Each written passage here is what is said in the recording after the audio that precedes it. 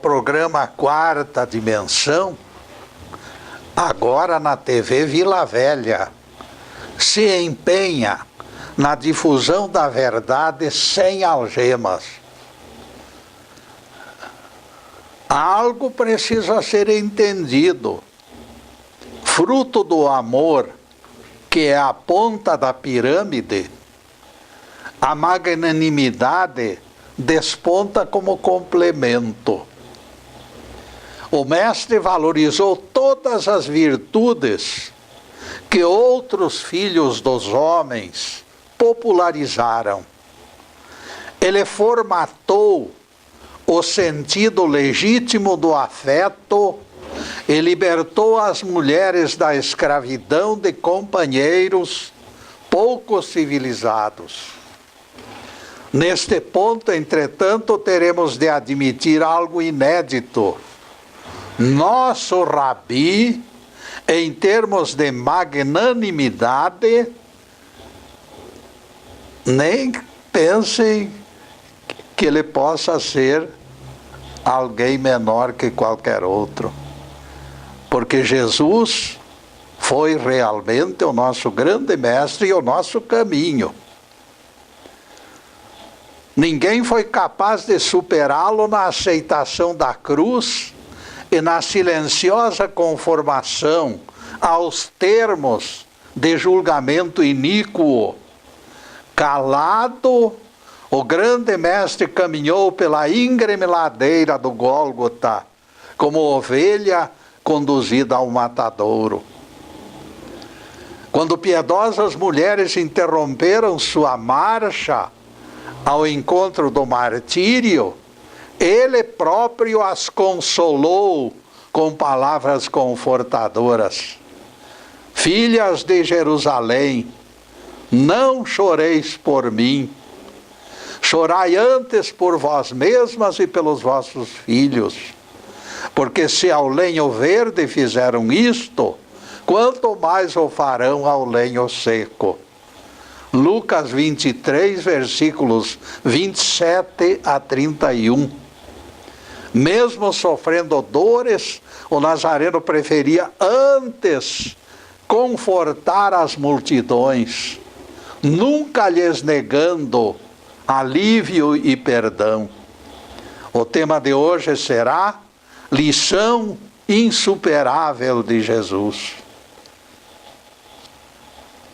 Existirá virtude relevante que possa ser colocada em destaque, uma virtude lá em cima, algo que agrade ao Senhor e que marque o ser humano de maneira indelével?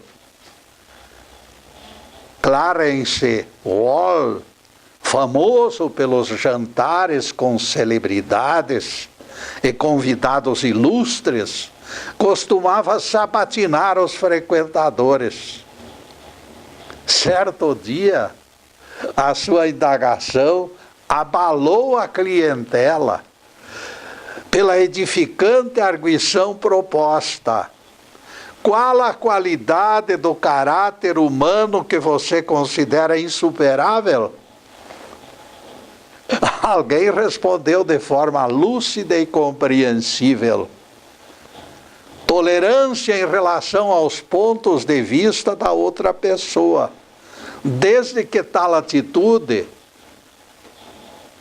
não o leve a considerar-se superior. Outro sabatinado disse na mesma linha de raciocínio: dar algo dos seus esforços e de seus bens sem pensar em recompensa ou reconhecimento.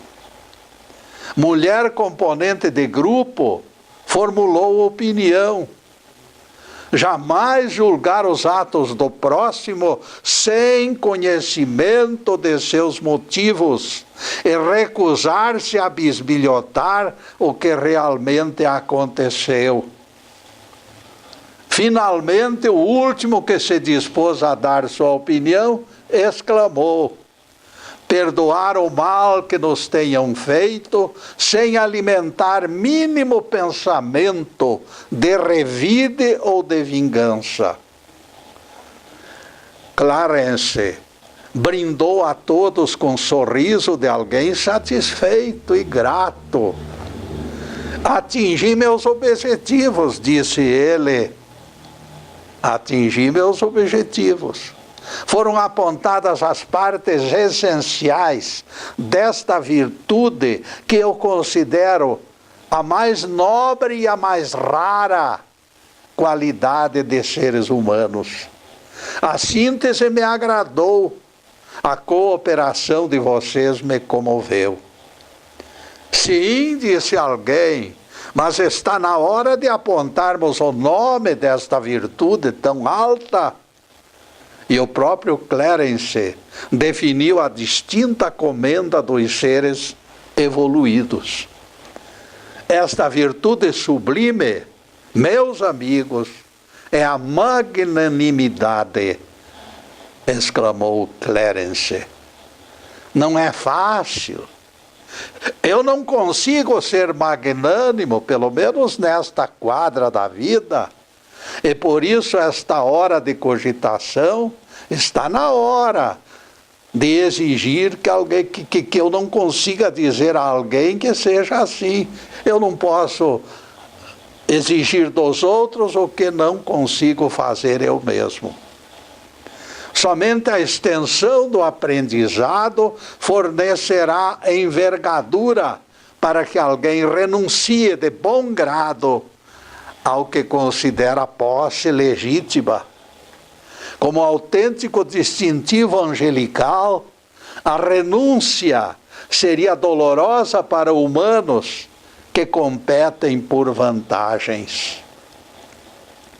Jesus provou seus poderes pela simples presença, quando os enviados do Sinédrio para prendê-lo, o sabatinaram e quiseram levá-lo para o matadouro, meus caros.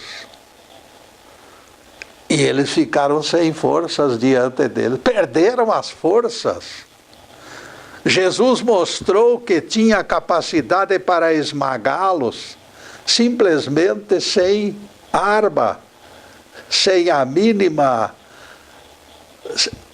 opção de enfrentamento.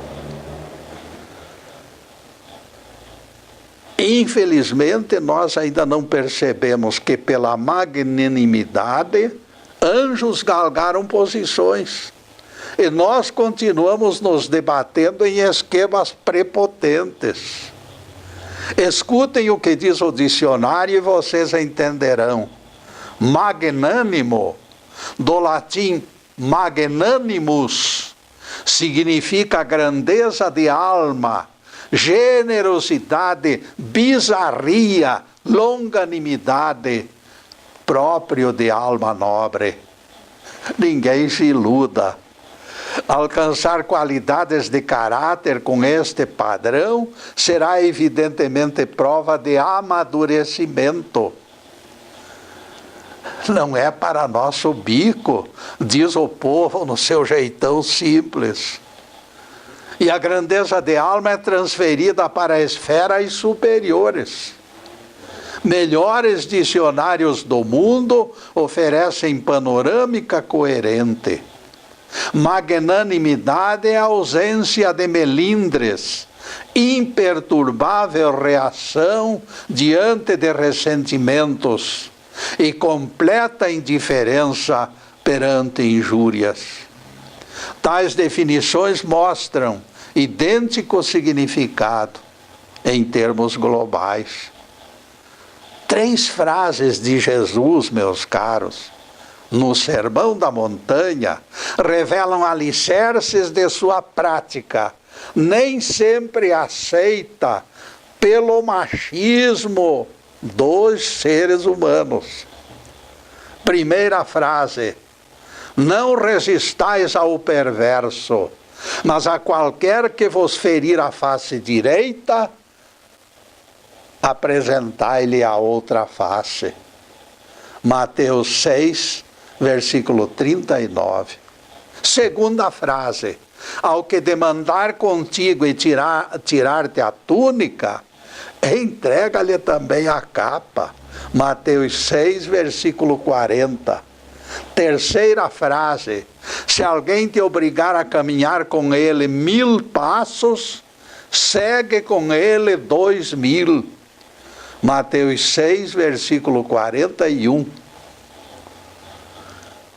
Jesus pregou e exemplificou, ensinou e viveu suas recomendações. Ele tinha condições necessárias para deter e paralisar os soldados enviados para prendê-lo, como dissemos há pouco. A quem buscais? Perguntou o mestre. E eles responderam: a Jesus o Nazareno. E Jesus lhes disse: sou eu. Eles, porém, recuaram e caíram por terra. Amoleceu as pernas dos gajos. Jesus repetiu a mesma pergunta e escutou a mesma resposta. Outra vez os guardas desabaram. Esta narrativa que se encontra em João 18, versos 4 e 8, mostra que a simples presença do nosso Rabi paralisou os soldados. É significativo entendermos que, apesar da posse da força, a vítima da sentença iníqua nada fez contra aquela injustiça. E aqui se revela o busiles da questão: nem sempre o mais forte prevalece. O prisioneiro poderia ter se afastado, até mesmo escarnecendo daqueles soldados incapazes de se manter eretos. Ao contrário, porém, Jesus repetiu outras das suas atitudes surpreendentes. Com os adversários tombados, perturbados e inertes em sua frente, o nosso Rabi lhes disse: se é Jesus o Nazareno que buscais, deixai que estes vão embora. E logo em seguida se entregou. Assim os guardas dos judeus prenderam Jesus. João 18, verso 12. O mestre provou a realidade básica do Evangelho. É preciso negar-se a si mesmo para se firmar e crescer. Quem perde a vida, recupera a vida. E neste ponto, caros irmãos, nós vamos fazer a primeira interrupção no programa para os comerciais do canal. Mas é um instantinho só. Daqui a pouco estaremos de volta. Obrigado.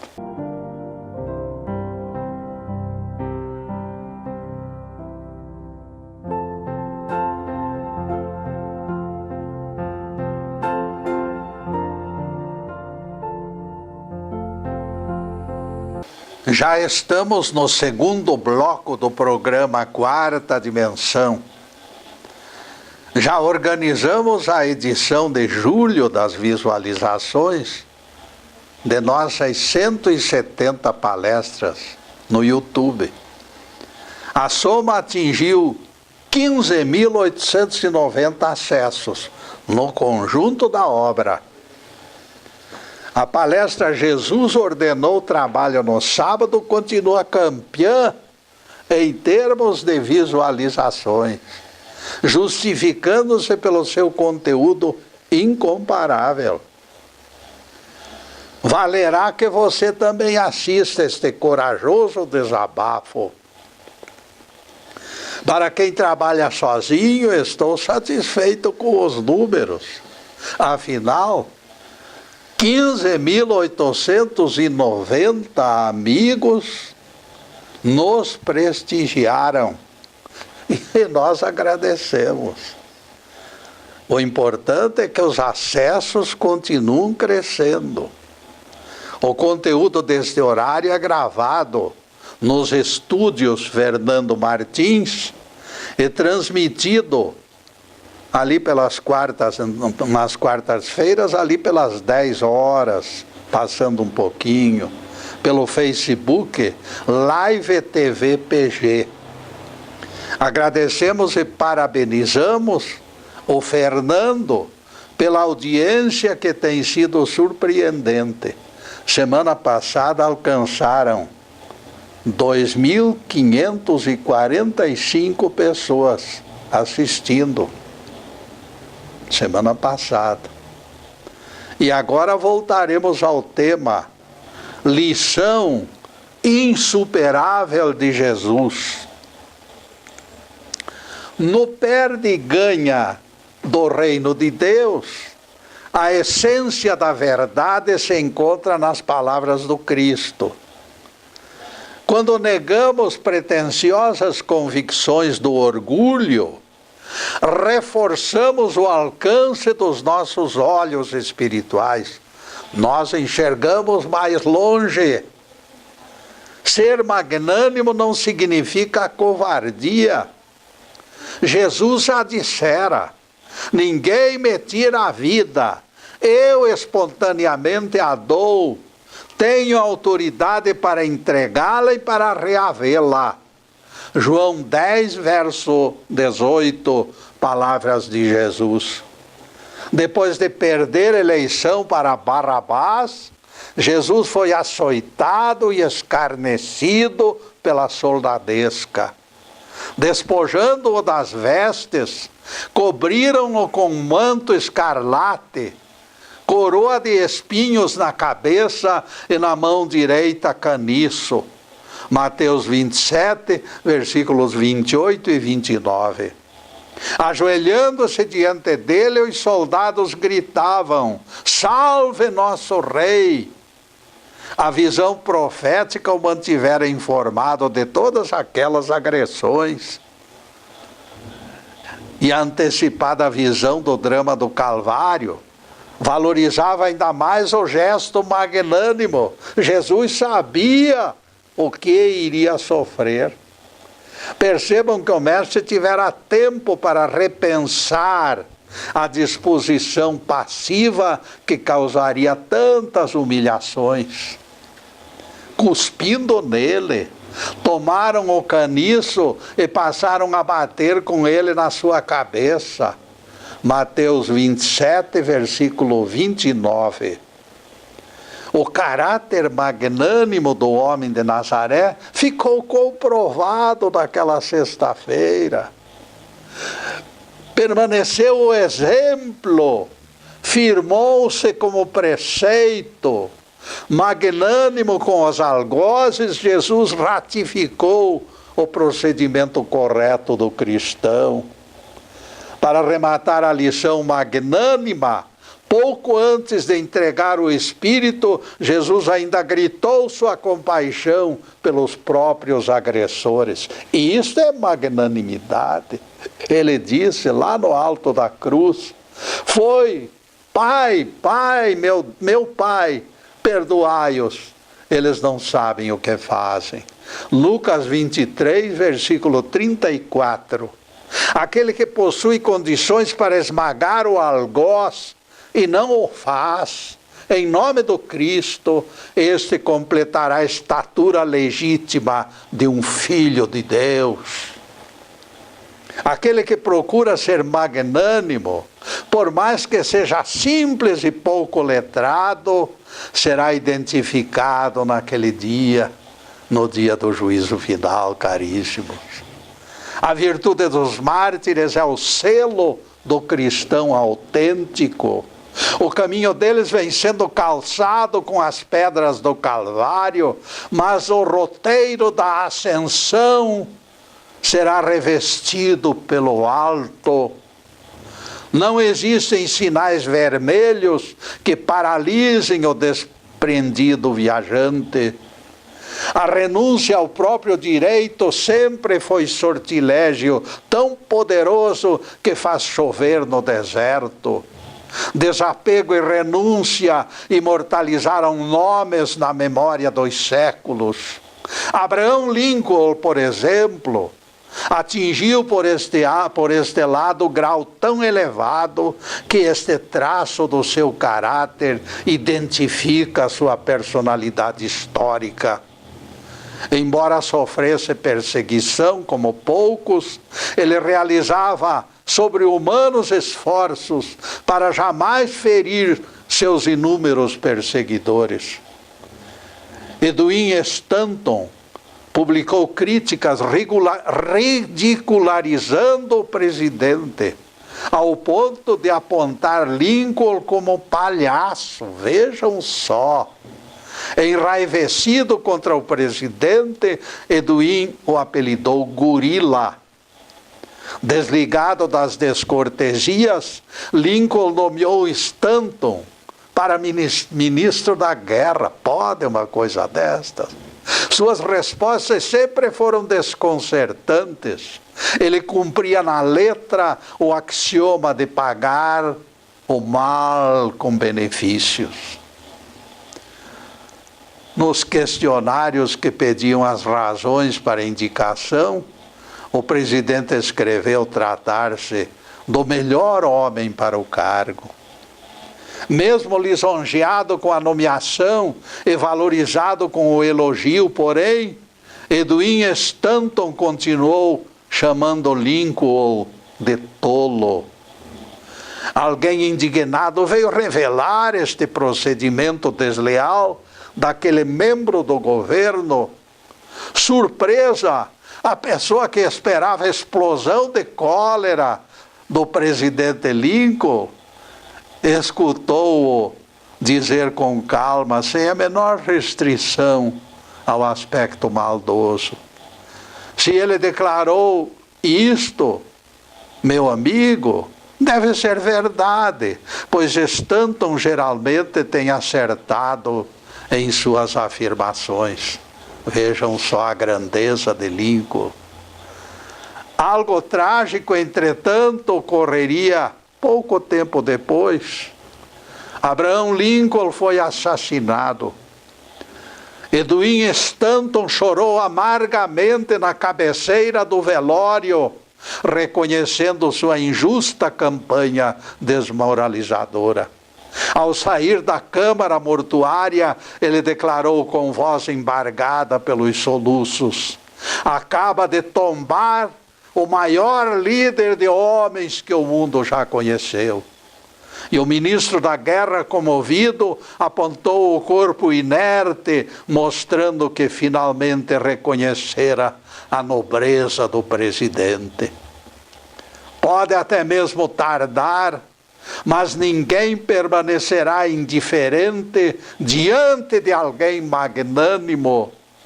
Nós, mortais de carne e osso, não deixaremos de admirá-los, reconhecendo sua condição de missionários do Altíssimo. Verdadeiros missionários, estes sim eu reconheço. A luminosidade da aura destes gigantes os identifica onde quer que se encontrem. Embora reconhecendo as dificuldades de agir de forma magnânima, a consciência nos força a esclarecer que não existem alternativas. Nós não chegaremos lá em cima enquanto não nos dobrarmos a esses requisitos. Ou reduzimos a pressa em devolver ofensas, ou as rodas do nosso progresso espiritual ficarão bloqueadas. Aquele olho por olho, dente por dente de Moisés nunca resolveu nada. Ninguém confunda o velho preceito obsoleto do mosaísmo com justiça. A vingança perdeu validade. A vingança faz parte do lado humano da Bíblia. Esmagar o agressor aumentará ainda mais a profundidade do abismo.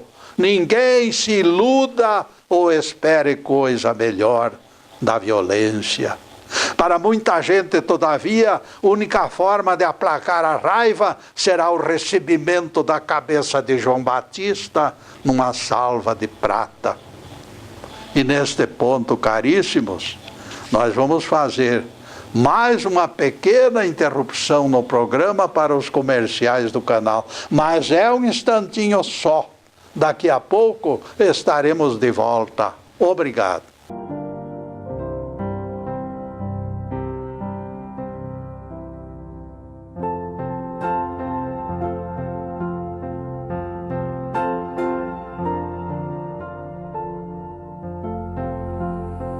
Estamos retornando com o programa Quarta Dimensão, terceiro bloco.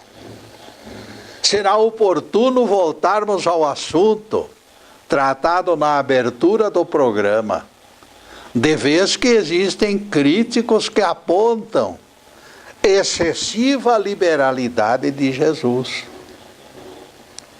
Entregar a outra face ao agressor tem sido questionado por adoradores do rei Davi, endeusado pela morte de Golias. Vejam só. A justificativa infantil de alguns pregadores para o crime contra Golias foram suas palavras desafiantes contra Jeová. Justificativa infantil. Aqui mesmo no Brasil, meus caros, aqui mesmo no Brasil, nós assistimos a saga de Rondon, na grande cruzada de emancipação dos povos indígenas. O lema desses profanos idealistas, profanos, hein? Não eram religiosos, profanos idealistas, eu digo, era morrer sim, matar nunca. Sim, Getúlio, mas você precisa entender que os índios eram selvagens. Se Rondon os perturbou, ele tinha que aceitar a reação deles. Ele tinha que contemporizar. O seu reparo, meu amigo, reflete o grau de insensibilidade em que se encontram os cristãos ainda no século XXI. Eu já escutei discurso condenando o aborto de pregadores, de igrejas. Hoje eles diziam isto, condenando o aborto com toda a ênfase, com toda a verbosidade. E no dia seguinte, elogiando Davi pela morte de Golias.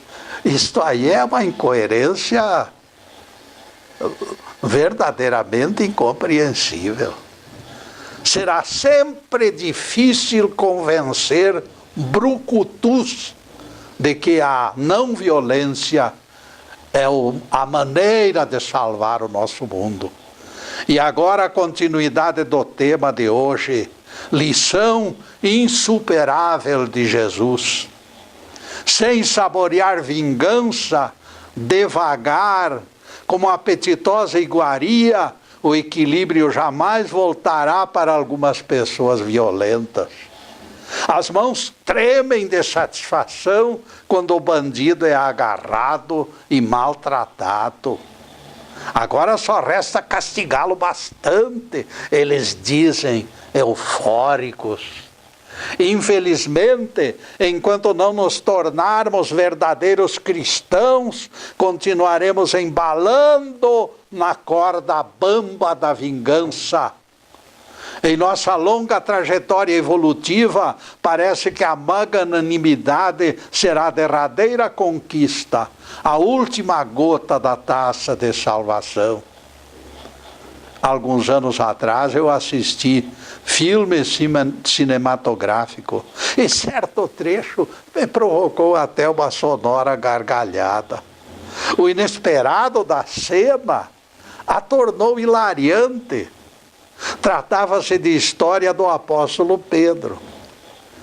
Na primeira parte, o pescador foi preparado por Jesus a perdoar os inimigos e até orar pela felicidade deles. Naqueles contatos íntimos com os 12 apóstolos, o mestre priorizava relações fraternas. Foi tão persuasiva a recomendação que Simão Pedro sentiu firmeza. Ele já pensou que era o tal. Já estou apto a conviver em paz com todo mundo, pensou Simão. O filme contava que alguém dali para diante não deu sossego a Pedro. Provocações incessantes o perturbaram, sem a menor trégua. Organizara-se campanha orquestrada para tirá-lo do sério. Pedro foi suportando o deboche a custo enorme, com a mente mergulhada nas lições de Jesus. Ele procurava o amparo de Jesus para não liquidar o adversário. Mas o seu algoz desejava mesmo era tirá-lo do sério. Até que o velho pescador percebeu que chegara nos limites. Matatias, era este o nome do sujeito que não largava do pé do apóstolo Pedro. No último lance, ele se aproximou de Simão Pedro e permaneceu por perto, como um carrapato importuno. Parecia milhares de pernilongos torturando pescadores à beira de um rio. Quando percebeu Simão Pedro extremamente irritado, ele disse: você já aprendeu lição do seu mestre, de que é obrigado a entregar a outra face se eu lhe der um bofetão? Aquilo foi a gota d'água. O pescador esqueceu as lições de Jesus, investiu sobre o adversário como boi bravo e deu-lhe apenas um murro que o deitou por terra desacordado. O sujeito ficou estendido na grama durante bastante tempo. A cena tornou-se extremamente hilariante pelo seu caráter inesperado. Ninguém esperava aquela reação, mas de rescaldo restou a lição. Meus caros, neste ciclo, ninguém se encontra suficientemente capaz de ostentar magnanimidade.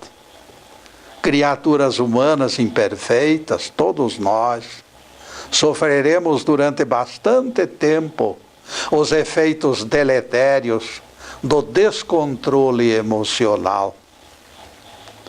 Somente longo aprendizado fornecerá suficiente envergadura para absorvermos os reforços de amor, do amor, porque o amor tudo vence. Quando nós formos dominados realmente pelo amor autêntico, nós entenderemos isto. Antes não. A natureza não dá saltos. Isto esclarece e justifica a recaída do apóstolo Pedro naquele filme. Ninguém se iluda com fórmulas improvisadas de santidade. Tudo isto é balela. Isto não existe. Tudo chegará no tempo certo. Ninguém progride usando varinha de condão. Fadas, sortilégios e talismãs não existem. Novo nascimento, como prometem pregadores, não passam de miragens. Ninguém esqueça que o apóstolo Pedro traiu 3 vezes o mestre, e no episódio do Quo Vadis, ele fugiu de Roma apavorado. Nós já temos apontado figuras extraordinárias na terra que são enviadas como professores e peregrinos do sacrifício, incluindo a figura jovial de Noé. A Bíblia as registra, todas elas estão na Bíblia. Elas mostram crescimento porque possuem mais tempo de janela que nós, ou porque aproveitaram melhor as lições. Foram mais perseverantes. Ninguém as considere perfeitas, porém. Embora em nossa frente, bem lá na nossa frente, elas não alcançaram ainda os últimos degraus. Nenhuma delas pertence ao 7º céu, na opinião abalizada de Jesus. Não é na minha. Jesus foi claro quando revelou para Nicodemos: ninguém subiu ao céu, senão aquele que de lá desceu, a saber, o Filho do Homem. João 3, verso 13, palavras de Jesus. Quem disser que Abraão foi para o céu, que Noé está no céu, que fulano ou beltrano se encontram no paraíso, é semeador de inverdades. Conforme revelação para Nicodemos, somente Jesus teve passaporte para transitar no refúgio mais alto. Dos terráqueos, Jesus foi único. Colônias espirituais abrigam os chamados mortos.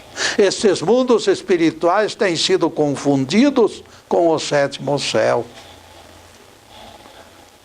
Percebam que ainda hoje nós citamos Lincoln, meus amigos. Admiramos a figura do grande estadista, reconhecemos que se trata de um espírito evoluído, muito mais evoluído do que nós. Apontá-lo como perfeito, porém, seria incoerência. Em nosso planeta, somente Jesus foi perfeito, mais ninguém. Mas não será pelo fato de sermos imperfeitos que Deus vai desprezar o esforço nosso de cada dia. Deus é sensível à nossa burrice. Vocês acham que o pai terreno desmerecerá o cartão de aniversário rabiscado e feio, feito pelo filhinho de 3 anos? Lá na Assembleia de nossos veneráveis irmãos mais velhos, existem figuras exemplares, eu sei. Não são santos nem deuses, mas são apóstolos dignos e sábios, assessores do Cristo em aperfeiçoamento. Eles estão reunidos nos mundos espirituais.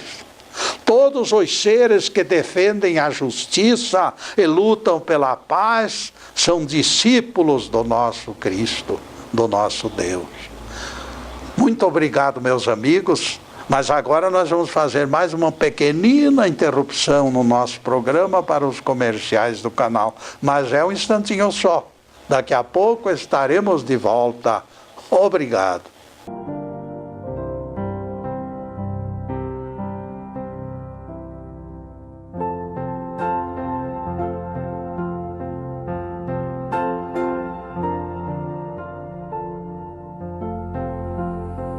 Passaremos agora ao último bloco do programa Quarta Dimensão.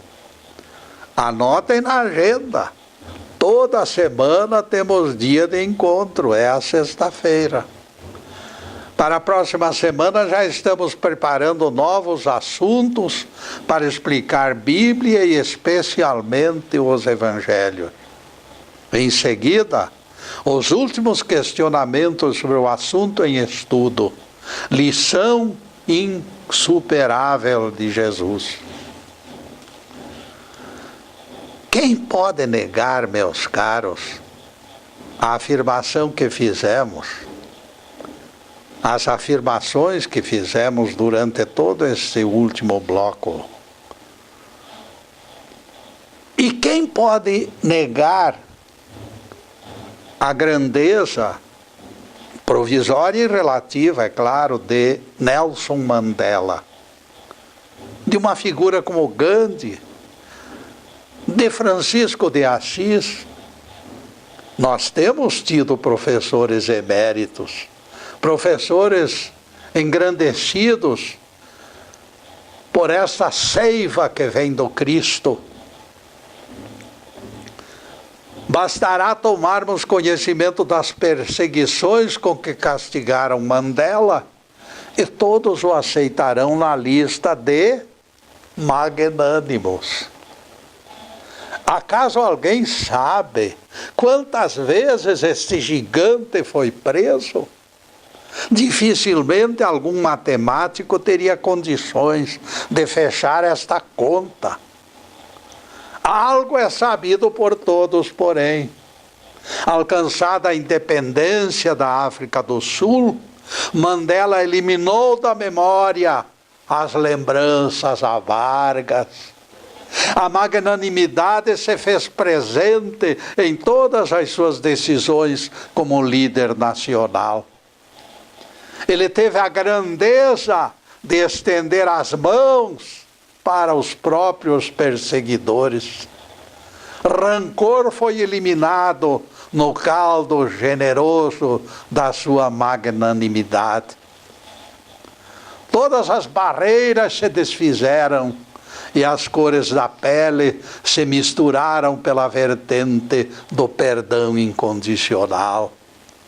Magnânimo, meus caros amigos, é apelido de gigantes. Nelson Mandela demonstrou que não era menor do que os maiores. Na mesma África, lembramos Jomo Kenyatta, do Quênia. Quando alguém relembrou as atrocidades praticadas contra ele pelos invasores de sua pátria, imediatamente ele esclareceu: vamos esquecer o passado e olhar para o futuro. Sofri prisões, mas isto não é relevante. Estou firmemente disposto a esquecê-las. De agora em diante, todos os esforços deverão ser feitos em benefício do Quênia. As palavras não rancorosas mostram o perfil do ser humano magnânimo, que prefere se desviar para os lados acolhedores da bênção. Preferir a bênção definiu o futuro comprometido com os ideais libertadores do Evangelho. E esses ideais se fundamentam, acima de tudo, no amor ao próximo. Fazendeiros implacáveis inimigos de Kenyatta aplaudiram-no e muitos permaneceram no Quênia depois da independência. Eis doutrina maravilhosa do Cristo, marcando influência nas próprias relações internacionais. É o Evangelho ditando regras de convivência no compasso do amor. Esquecer o mal e apostar todas as fichas no bem. Quem aciona os poderes de caráter magnânimo colherá frutos. Não é sem razão que o grande mestre disse: amai aos vossos inimigos, abençoai aqueles que vos maldizem e orai pelos que vos perseguem e caluniam. Mateus 5, verso 44. Repito o que já disse hoje. Não é fácil este triunfo do Espírito sobre a maior das nossas fraquezas. Valerá o esforço e a prática, porém. Você vai se revoltar contra o aguilhão, os seus melindres ficarão nos cascos, mas o Espírito do Evangelho finalmente o fará triunfante. Relembremos palavras do nosso Rabi. Ele afirmou o abençoado slogan 70 vezes 7. Vejam, a matemática ajudando na esfera do amor. 70 vezes 7 é o tempo infinito do ser vivente magnânimo. Quando esteve detido na famosa prisão de Xangai, na Segunda Guerra, John Wilson foi brutalmente torturado. Revelou mais tarde que lhe parecera impossível perdoar os agressores. Trecho de hino que falava dos passos do Salvador pisando a ladeira do Gólgota martelaram sua consciência, no entanto. O ferro em brasa do exemplo de Jesus queimou todas as suas motivações de indecisão. Imaginou o rosto de Jesus marcado de espinhos e não percebeu rancor algum naquele rosto santo. De repente tudo desapareceu em termos de mágoa. Ele se deparou induzido ao perdão, sentiu-se arrastado a se tornar magnânimo, botou para fora a escravidão da mágoa. Eu concedo o meu perdão a todos vocês, meus irmãos. Foram as palavras que Wilson deixou escapar de maneira altissonante. É claro que a magnanimidade não significa aprovação do mal, nem ela será cobertura para que não se puna o culpado. Esse deve ser punido e Deus sabe a maneira de puni-lo. Puni-lo para educá-lo. Jamais a magnanimidade servirá para sequestrar o fogo da justiça. Ela apenas pede o alívio da pressão enquanto cauteriza feridas. Fique claro que na derradeira instância só o Senhor do céu pode julgar. Se não perdoardes a quem vos ofende, é a advertência clara de Jesus, o Pai do céu também não vos perdoará. Na verdade, somos chamados não somente a perdoar, mas também a esquecer, afastando da mente o pesado fardo da injúria. Clara Barton, uma das fundadoras da Cruz Vermelha, foi lembrada de crueldade que haviam feito contra ela. Disseram: você foi maltratada por fulano ou beltrano. Sua resposta imediata desconcertou a informante. Eu me lembro com certeza que este fato já foi completamente esquecido há muito tempo, esclareceu ela. Os evangelhos mostram que Jesus fez da prática da magnanimidade o principal objetivo para a teste do caráter. Ninguém entrará no céu levando sombras do rancor que alimentou durante a vida. Vejam que Moisés ordenava o apedrejamento da adúltera. O marido enganado esperava sua morte. Aqueles homens com pedras em cada uma das mãos tornaram o apedrejamento a arma contra o próprio Jesus. Mas o mestre apelou para o tribunal mais alto, o tribunal da consciência. Quem estiver sem culpa nem mazela, atire a primeira pedra sobre ela. De repente as pedras foram descartadas, inúteis, pelas areias soltas do piso. Louvado seja Deus! Que o Senhor nos abençoe e nos guarde, que o Senhor faça resplandecer o seu rosto sobre nós e tenha misericórdia de nós. Que o Senhor sobre nós levante o seu rosto e nos dê a paz.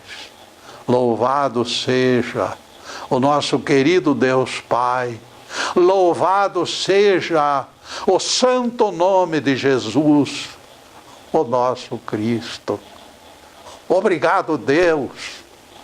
Obrigado, Jesus. E para vocês, meus amigos, que se encontram além desta câmera, o nosso abraço fraterno, o nosso pedido ao Pai Celestial que derrame todas as bênçãos sobre as famílias. Bênçãos de paz, de harmonia, de saúde, de prosperidade, mas acima de tudo, meus caros, de muito amor no coração. Obrigado, meus amigos, e boa noite.